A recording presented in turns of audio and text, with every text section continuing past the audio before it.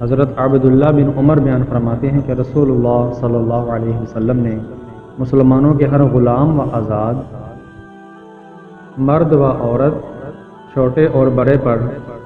1 سا کھجور یا 1 سا جو صدقہ فطر فرض فرمایا